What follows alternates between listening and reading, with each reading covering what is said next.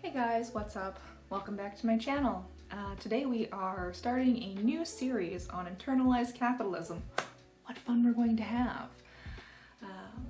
This is some ideas that I've been building on for a while on my blog, and I've really been on this journey myself for like 4 years, kind of just being really introspective about what I want, who I am, what my values are, and this really led me down a path of considering like what motivates our desires, what makes us want the things that we want, what creates the environments to foster these desires.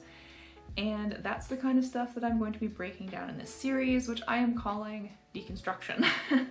Deconstruction is a cult deprogramming term, which I think is very apt when we try and think about capitalism. I ran across this term on Instagram from someone that I follow who grew up in like a super Christian cult, and I thought it was really interesting the way that they worked through those internalized things that they learned through their cult upbringing, purity culture, all of that kind of stuff. Super fun. And I think that it is important for us to examine our society currently. Clearly, this is a system that doesn't work for a lot of people. And I think ultimately, like as the title of this video says, like our dreams have been sold to us, especially those of us that came out of university in 2008, 2010. We were up against some staggering odds there. And, you know, a lot of us have spent a lot of time doing stuff that we thought we were supposed to be doing. And I know I've talked about that a lot, and especially in my last video about not doing the stuff that you're supposed to be doing. And the reason why I get so passionate about it and why I bring it up is because I spent a lot of time doing the stuff I was supposed to be doing. Honestly, like probably a good 12 years of my adult life was spent doing stuff that I was supposed to be doing. And I was tired of it. It didn't make me happy. It made me super stressed.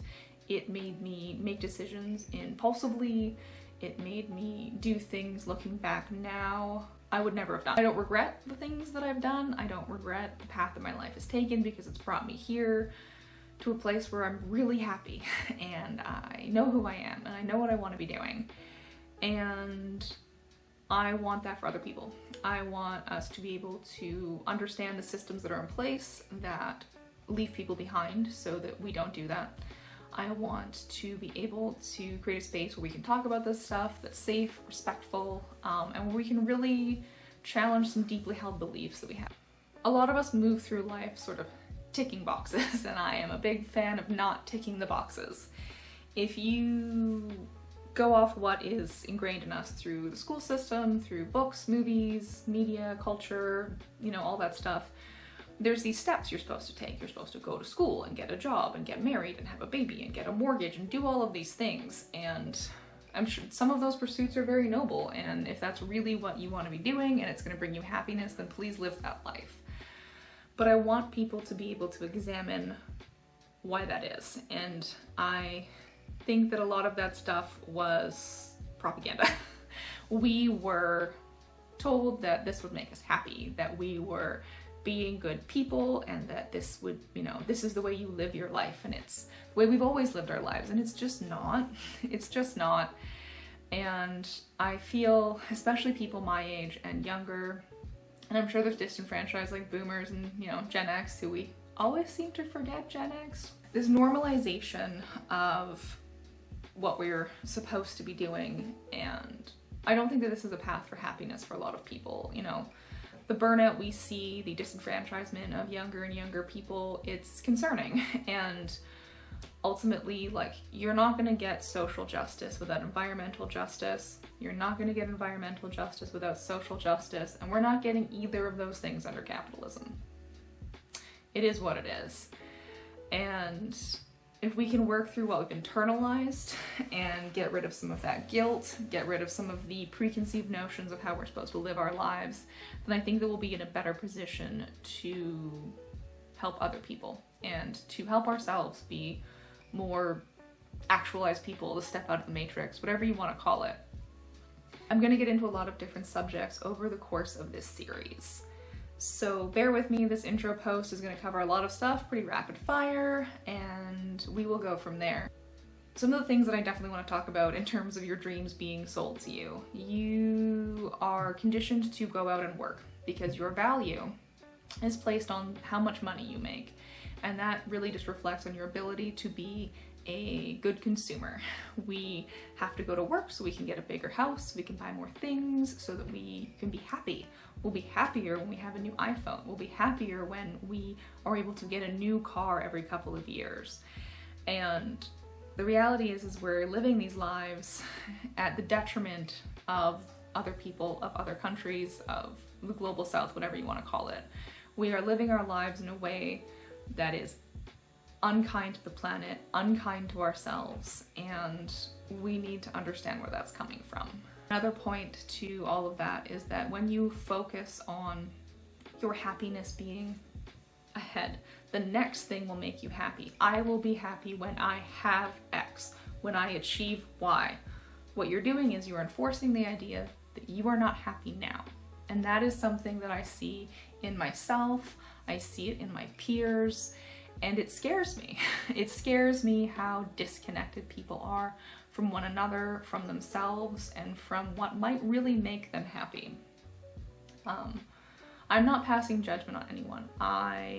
Especially over the last year or two with lockdowns and all that stuff, was consuming way more stuff than I normally would have. I was online shopping, I was going out and doing stuff because this is supposed to make you feel better, right? You're gonna get new stuff and you're gonna feel good and you're gonna look better, and those are all things that we have internalized as happiness. And that isn't it. It's not it. It's not where we're gonna find that, in my opinion. We need to be more aware of what makes us want the things we want. And also to understand that this idea of, you have this good job and you have this, and the things that we have, it just enforces the idea that those that do not have are less than. And my next video is going to get this in detail, but sort of like, the class system is propaganda. It's there to enforce this idea that you need to keep achieving, because if you do not achieve, then you are not good enough, you're not motivated, you are lazy, you are XYZ, whatever you want to say. It's concerning, and it's something that I found very disassociating. The very nature of questioning this system, as a millennial, I heard this a lot. Oh, you're entitled. Oh, you're lazy. You just don't want to work. Well, no, I don't understand why we're doing all of this stuff. Life's not getting better. It's categorically getting worse, especially for people in other places. And I was called entitled for questioning this. Lazy for not wanting to go and spend the next 40 years making money and not doing the things I love doing. It doesn't make sense. We have the technology and the resources to make sure that everyone lives comfortably, but we're not going to do that because then some people aren't going to be as comfortable as they are now. And that's just sort of the kind of ideas that I want to be building on in this series. The name of the channel, the name of the blog, the stuff I talk about all the time, we need to be super intentional in our actions, in our consumption, and we need to question the way things have been going, because it's not working for most people. Of the upper middle class lifestyle as being attainable and achievable and regular for everyone is not the case, and we are doing a disservice to ourselves as a society and as human beings to not question that. And that is where we're gonna go on a journey together. Again, these are just my opinions. And the one thing I want to make super clear, and was probably pretty clear from this video, these are things that I'm building on as I'm going. I'm learning, I'm reading, I'm doing all kinds of things, and my opinions will probably change as this series goes on. It had always been my intention to discuss these kinds of things on my YouTube channel, and then I kind of just chickened out. I just made vlogs because I was scared of voicing my opinions and, dealing with my own internalized stuff. And I'm gonna get into a whole video on why imposter syndrome is nonsense and why you need to lead into that feeling.